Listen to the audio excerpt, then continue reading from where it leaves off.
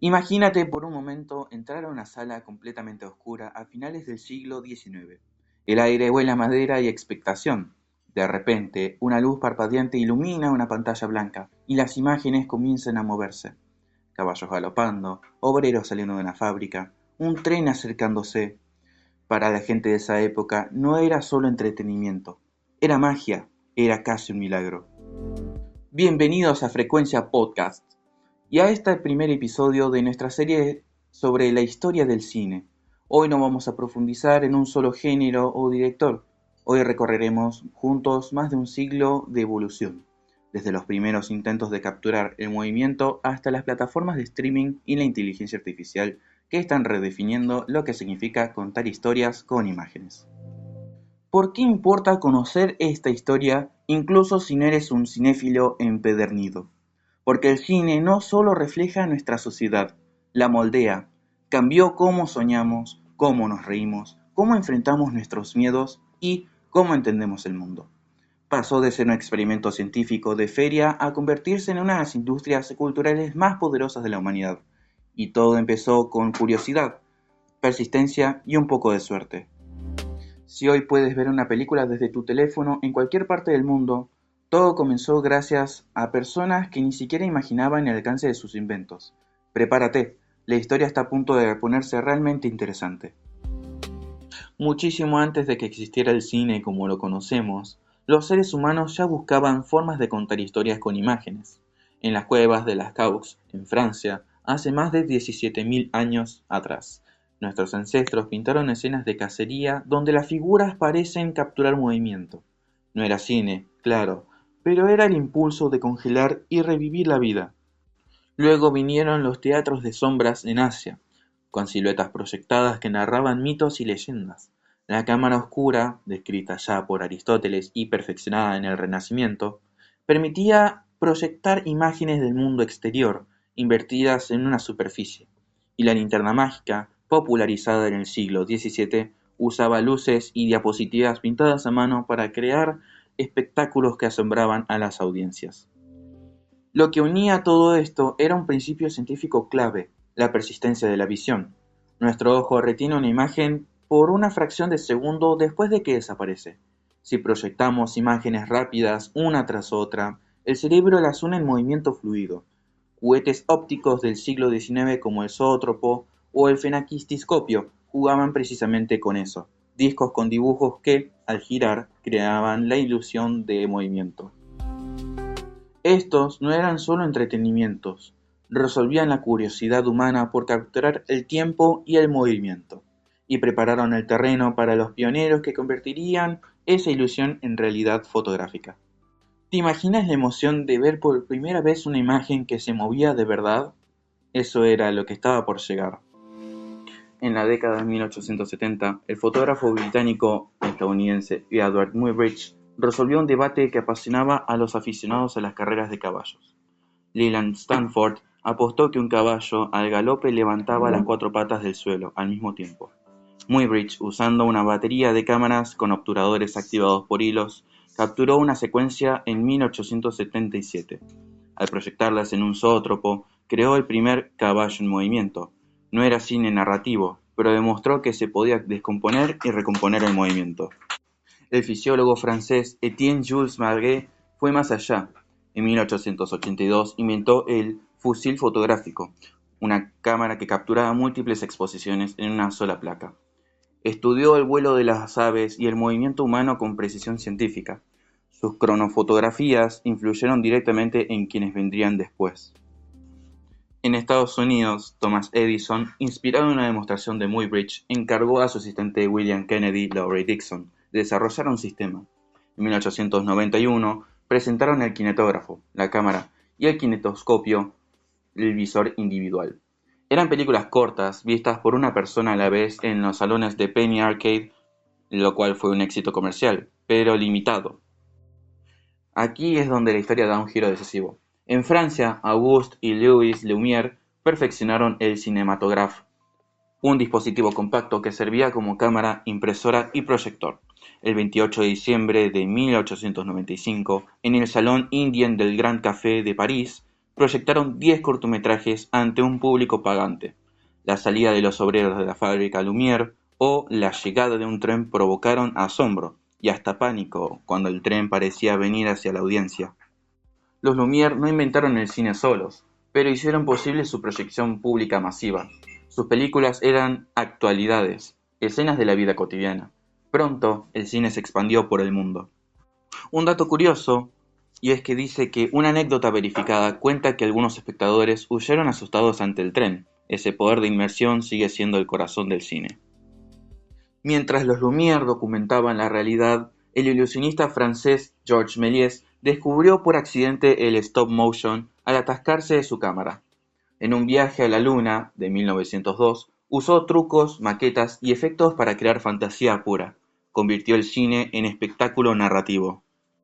Al otro lado del Atlántico, Edwin S. Porter, trabajando para Edison, avanzó el lenguaje cinematográfico. En La vida de un bombero americano del año 1903 y especialmente El gran robo del tren del mismo año, usó montaje para contar una historia coherente con cortes, acción paralela y el primer western. No solo mostraba, editaba para crear suspenso y continuidad.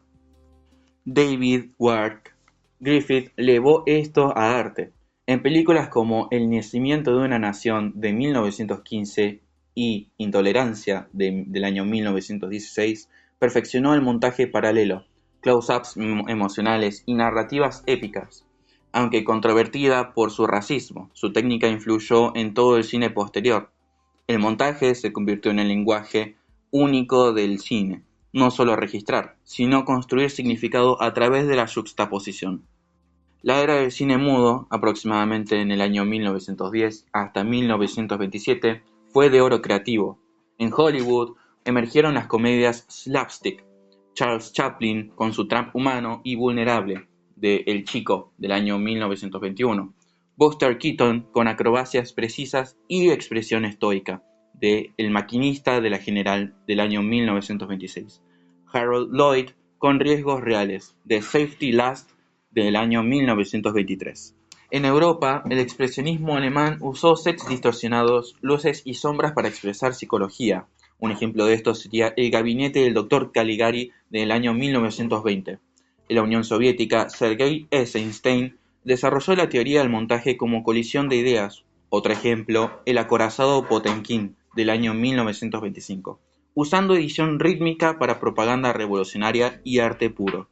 Acá les dejo otro dato para que podamos reflexionar al respecto de este tema. En el silencio, el cine hablaba con el cuerpo, la luz y el montaje. Obligaba a la audiencia a imaginar y participar. Todo cambió en 1927 con El cantor de jazz de Warner Brothers, que incorporó diálogos sincronizados y canciones. No fue la primera con sonido, pero su éxito comercial aceleró la transición. Los talkies mataron carreras de estrellas mudas, pero crearon nuevas. El marco se estandarizó en 24 fotogramas por segundo para sincronía. El color llegó gradualmente. Procesos como Technicolor, perfeccionado en los años 30, permitieron películas vibrantes como Lo que el viento se llevó del año 1939 y El mago de Oz, también del mismo año. No era solo estética, enriquecía la inmersión emocional. Entre los años 30 y 40, Hollywood dominó con el sistema de estudios, contratos exclusivos, divisiones de trabajo y control total. Grandes estrellas, directores y géneros florecieron bajo el Código Hays de 1934, que censuraba contenido moral para evitar regulaciones externas, prohibía explícito, promovía valores conservadores, pero forzó creatividad sutil. La Segunda Guerra Mundial trajo propaganda y escapismo. Después, el neorrealismo italiano reaccionó contra el artificio, rodajes en locaciones, actores no profesionales, historias de gente común, como El ladrón de bicicletas del año 1948 de Vittorio De Sica. Mostraba la posguerra cruda y humanizó el cine. En Francia, la Nouvelle Vague, a finales de los años 50 y principios de los 60, Godard, Truffaut, etc., rompió reglas, jump cuts, locaciones reales, autoría del director, como por ejemplo en Sin Aliento del año 1960, influenciados por el neorrealismo y cine clásico americano, inyectaron frescura juvenil. En Estados Unidos, el nuevo Hollywood, finales de los 60, comenzando en los 70, respondió a crisis sociales y declive de estudios, tales como Scorsese, Coppola, Lucas, Spielberg. Películas como Taxi Driver del 1976, El Padrino de 1972, Tiburón de 1975 y Star Wars de 1977 mezclaron autoría, blockbusters y experimentación. Tiburón inauguró la era de blockbusters veraniegos. Los efectos especiales evolucionaron de maquetas y stop motion a CGI. Un ejemplo de esto sería Jurassic Park de 1993, de Spielberg con ILM de Lucas. Marcó un antes y después. Pixar con Toy Story de 1995 estrenó el primer largometraje íntegramente CGI, fusionando tecnología y storytelling emocional. La globalización trajo cine asiático, por ejemplo Kurosawa, que influyó en Lucas, Bollywood, Hong Kong, latinoamericano y más voces independientes. La revolución digital, cámaras digitales, edición no lineal, plataformas como Netflix transformaron distribución de salas a streaming global.